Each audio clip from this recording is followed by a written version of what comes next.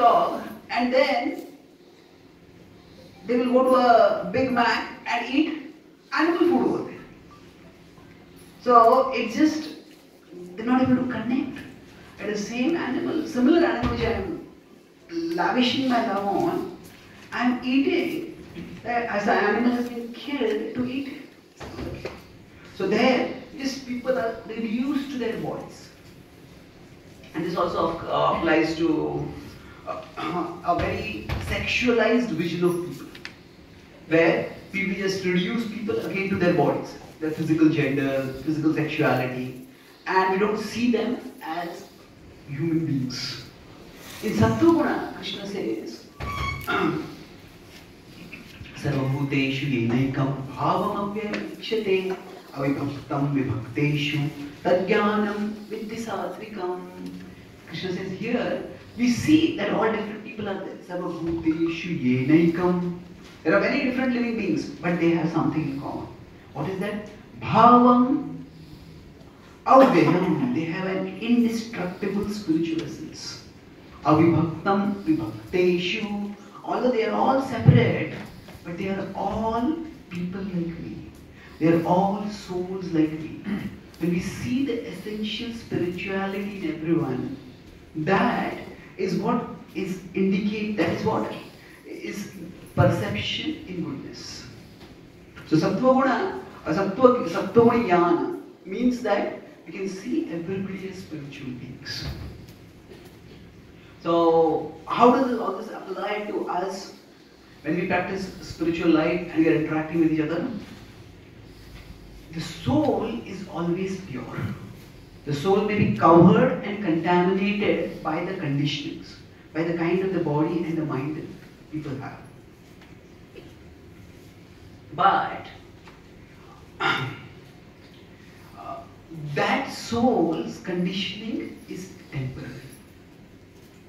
Beyond the temporary conditioning is the pure soul. So when some people are more religious than spiritual, when people are more religious than spiritual, then they see the body more than the soul. They see the external more than the internal. And when people are religious but not spiritual, then they can often become causes of conflict among each other. In the Western world, there is a large group of people who call themselves as SBNR. SBNR is, does anyone know? Spiritual but not religious. I'm spiritual but not religious. I don't want to belong to any sectarian. Their idea of religion is you're dogmatic, sectarian, narrow-minded, ritualistic, fanatical. I don't want to be a part of that. I want to be spiritual. Spiritual means open-minded, wanting to explore, understand like higher truths, be compassionate, be sensitive. So spiritual is considered good. Now, when can we be spiritual? When we can see the commonality, when we can see the equality, when we can see the universality. Sarvabhuteshu yenaikam bhavam avyayamikshate. But when we see the separateness, oh, I am like this person is like this, then when we focus on the difference, that is what leads to conflicts. And so when we are practicing bhakti, we also sometimes we get greater criteria for classifying. Say for example, we are Vaishnavas, that person is a Shaivite, that person is Shakta. We are Vaishnavas, we are Gaudiya Vaishnavas. We can have, we're not just Gaudiya Vaishnavas, we are actually Gaudiya Vaishnavas according to Prabhupada Mandas. This all becomes an identity. They say, okay, now when such an identity comes up, this identity may be useful for functional purposes. But if that is the label we fix on ourselves and the label that we fix on others, then sometimes our so-called spiritual identity can become a cause of material conflicts. The identity is spiritual, but we are seeing it in a materialistic way. What do I mean by materialistic way? Once a person was frustrated and he went on top of a bridge and he was about to jump and commit suicide. And then another person was walking by. Hey, don't commit suicide, don't commit suicide. He says, why? Hey, why? why should I not commit suicide? He says, no one loves me. What happened? He says, no one loves me, no one cares for me. He says, but Jesus loves you. Okay. How do you know that? He says, I'm a Christian. Oh, okay. I'm also a Christian. Oh, really? Okay, then Jesus loves you. Okay, which Christian are you? He says, I'm a Protestant. Oh, I'm also a Protestant. Oh, very good. He says, okay, which Protestant are you? He says, I'm a Baptist. Oh, I'm also a Baptist. Oh, excellent. Which Baptist are you? He says, I am a Southern Baptist. Oh, I'm also Southern Baptist. Which Southern Baptist are you? He says, I'm a Reformed Southern Baptist. Oh, you pagan, jump down and commit suicide.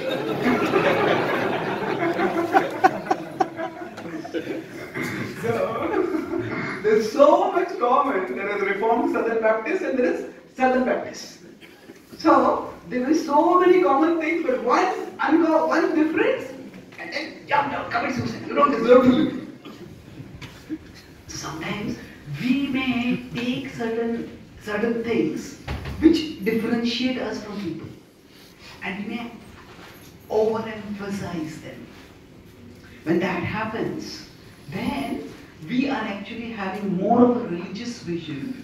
Here the word religion is used in an external sense, ritualistic or external vision, than a spiritual vision. We talk about smarta brahmanas. The smarta means, the word smarta actually originally did not have negative connotation. Smarta simply means from smriti. Those who follow smriti are called smarta. But many of those people became very ritualistic, focusing only on externals. Oh, you are a low caste, stay low caste. So, to be smart is not smart. To be smart, to just focus on external vision, externals of people, that is not very smart. So we need to look at what unites us. And there is so much that brings us together. At a spiritual level, we understand no matter how a person may be, that person is a soul, that person is a part of Krishna. And yes, that person has a problem right now. And we have to acknowledge.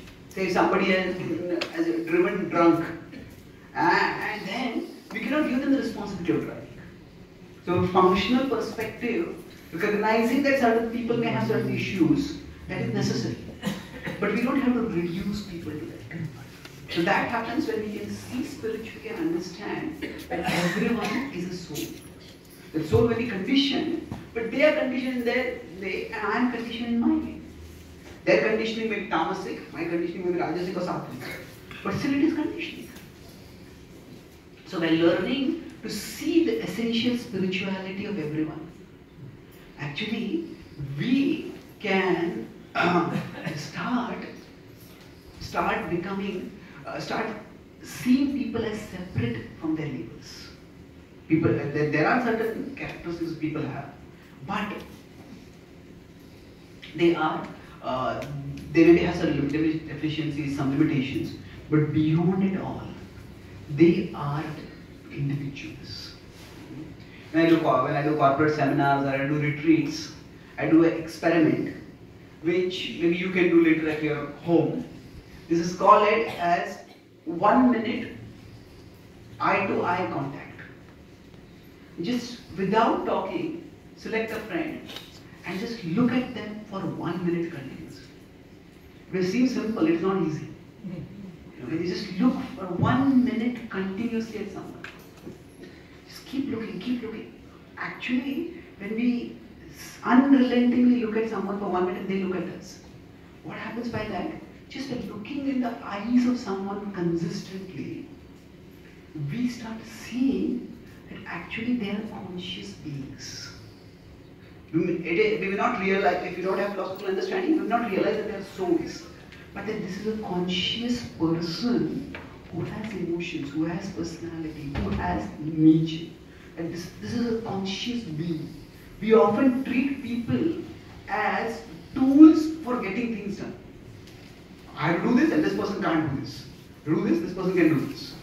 So we have often a utilitarian vision of people. And this kind of exercise, if we do it, just without blinking, without looking away, just continuously look, and not in a frivolous way. And generally when we do this exercise, we separate the genders. Otherwise something else comes up. So, of course if somebody is married, then that's fine. But otherwise, just two people, it's often people, after that we have some realizations, you know, what do you feel? And you say, I never thought of this person in this way. This person also has emotion, this person also has feeling, this person also has desires. This person is a conscious being. That experiences can be quite deep. So basically, by getting a more spiritual vision, we can acknowledge that people have certain limitations, certain problems, but we can see them as separate from their limitations. It is a part of them, and I have to acknowledge that. If somebody is not a very good singer, then we can't necessarily give them the responsibility of leading kirtans. But that doesn't mean that they are deficient in any way. So if somebody is short-tempered, then we have to be careful when we deal with them, when we talk with them, that they should not be provoked unnecessarily. So there are some operational precautions that do need to be taken. But by taking those precautions, we don't have to reduce people to their limitations. Okay? So, any questions at this point? This was the second point I discussed. That by trying to cultivate vision in Sattva, we can separate people from their limitations of their behavior. See their spirituality as more defining of them than their particular conditioning or limitation. So in our process from Shraddha to Prema, at what stage do we actually get over this problem of perception? Okay. During our spiritual growth from Shraddha to Prema, when do we rise to perception Sattva rather than Rajas or Tamas? I haven't seen any correlation, technically speaking, with respect to this, but broadly, Anartha Nivrutti is where most of the conditionings go down. Therefore, if somebody has come to the levels of Nishtha or Ruchi, then they should be able to see things much more spiritually. Now, it's important that we don't again use this to become judgmental over others. That means, that means you are seeing like this, that means you are not a very spiritually advanced person. That can also become like that. So sometimes a person is very spiritually advanced also, but some anartha might stay for a long time in a person. So some people may, from their childhood, their upbringing, their past life, they become very short-tempered. And now they become very spiritually advanced in other ways. But they become very sacrificing, very dedicated to the service of Krishna, and willing to go way out of their way to do things for Krishna. But then still they might have a short temper. So that doesn't, just because they have a short temper, does not mean their spiritual advancement is undone. So in particular people, certain conditions may stay for a long time. When we say anartha nivrutti, that doesn't mean all the anarthas go away. And anartha nivrutti leads to nishtha. And that can be correlated with the Bhagavatam verse, Nashta prayeshu badreshu nityam bhagavata sevaya bhagavati uttama shloke bhaktir bhavati naishtiki. So that naishtiki is related to nishtha. So steady, firm practice of bhakti. But the pertinent point here is Nashta prayeshu badreshu. Prayeshu means most. It is not all. So most abhadras, most conditionings go away. But some conditionings may still remain. So rather than, so for our own spiritual advancement, we can say that, yes, as I grow spiritually, I should be able to give up this condition. But you don't necessarily have to label people based on their exhibiting certain anarthas. Okay. Thank you. I see you had